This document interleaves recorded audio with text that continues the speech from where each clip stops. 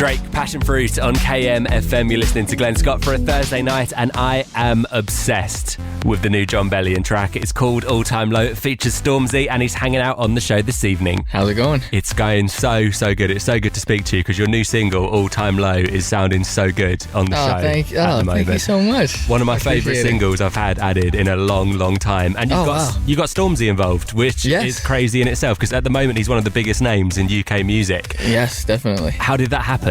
He actually went on a rant, like a Twitter rant one day about my music, and a couple of his fans kind of tagged me in it, and then we ended up talking through direct message, and this was before Gang Signs and Prayer, and we ended up just becoming cool. And I just said, I got a record going in America.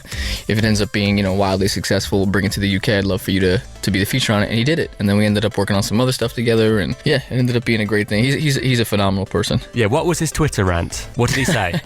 I don't know, something about lyricism or something or the other. Was it positive? Oh, it was very, super positive. Oh, good, because whenever someone says rant to me, I always think negative, and I was no. It was a very, very, very positive rant. It was very, very humbling. I was very appreciative. Because I was trying to figure out how that worked, because if he negatively messaged No. And then suddenly you're doing a collaboration, I was like, that's the ultimate makeup story that I've ever heard. Exactly. No, he's a big fan, and I ended up being a huge fan of his because I wasn't familiar with the scene at all, even the grime scene or what he was doing. So I ended up going to a vortex of just watching his stuff for 3 hours one day on YouTube, and it was awesome. It was so much respect for him. Yeah, and it sounds amazing on the show, and it's taken from your new album. Well, this is the remix, but the original track is taken from your album, The Human Condition, which is out now. I read somewhere that you recorded the album in an Airbnb just so you could afford a choir. Yes, that's actually very true. Okay, so what's the full story here? Yeah, basically, I knew on the outro of the album I wanted to have a climax of, it's basically an amalgamation of every song on the album, but it's put together through a medley. So we wrote a string section and a choir section for it, but I wanted an actual large gospel choir. So your budgets and things like that sort of matter, but today's day and age, you don't necessarily have to be in $1 million studio to make $1 million album. So I just did it. We basically set up 3 studios in an Airbnb, and a bunch of different people came in every day, and we just worked, and everything came out really well. So how does that work with an Airbnb? Did the person who you were, because you could do it on an app, can't you? So did the person who you were renting the Airbnb from know that it was just going to be converted into studios for a solid amount of time? I don't think they even knew at all. When we got there, we were like, thank you very much. They gave us the key, and when they left, it was kind of just, all right, let's go to Guitar Center and and pick some stuff up. Hold on, so they might have come back to the Airbnb not knowing that an entire album was just recorded there. Exactly. To this day, they might not even know that. That is mad. Are they in the credits in the little booklet or anything? The diner around the block from that place is in the credits. But yeah. Because that's mad. Because imagine if you did write about the big thanks to the Airbnb, and then hopefully they don't find out, because they'll come looking for publishing or something like that. Yeah, they'll be like, you only paid me this much. You at least owe me this. Does it count? I suppose it's their echoes and stuff. So it's their... No, I don't think they can get away with that one. We'll get back to chatting to Jon Bellion after this from Rag & Bone Man. It's Human on KMFM.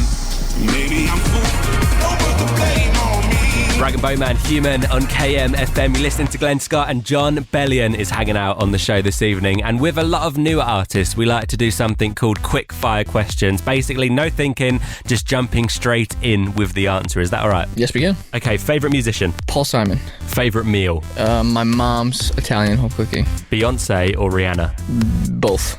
Kanye or Jay-Z?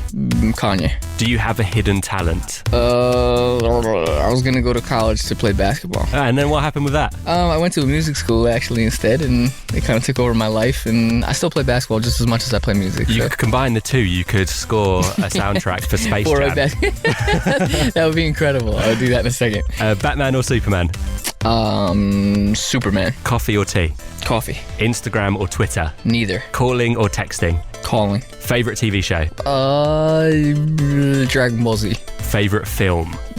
White Man Can't Jump. Favorite subject when you were at school? Lunch. That is the best subject, to be fair. I learned the most in lunch. Exactly. Downloading or buying the actual CD or vinyl? Buying the actual CD or vinyl. The strangest fear you have? Falling off a cruise ship at night. Really? Oh, that's a no-go for me. Has that stemmed from anywhere? Nah, like I've been on a cruise before in the middle of the ocean with no lights around. I'm thinking, man, if I fell overboard right now, Yeah, it'd wouldn't be know. the worst thing ever. I always had an irrational fear of. Have you ever watched The Ring? Yes, of her coming out of the television. No, so that wasn't my fear. My fear was, the bit where the horses go crazy. Yes. And then they jump off the back of the boat. Yes. After that, I've got an irrational fear of horses on a boat, but luckily I never really see horses on a boat, so normally it's fine. Hey man, it's to each his own. I dig it. Exactly. And your final quickfire question, the most embarrassing moment you've had so far? My mom gave me flowers to give to my teacher in like 5th grade, and my friends to this day still don't let me hear the end of that. So that's pretty embarrassing. Did you go in thinking, I really don't want to do this? Or Oh, did you of go in course. thinking it was She a was good like, idea? oh, nah. I was like, you know what? Maybe other people will do it. And then I show up to school on the first day with a bouquet like an idiot. Hey, but I'm sure she remembers it, and she's like, that was a lovely day when I got flowers. You know so what? ignore You're your right. mates. I agree. I take your side on it. I'm with your mum on this one. Right, I'm going to hit play on All Time Low on KMFM. Can I leave you to introduce it? Sure. What's going on? My name is Jon Bellion, and this is my record, All Time Low.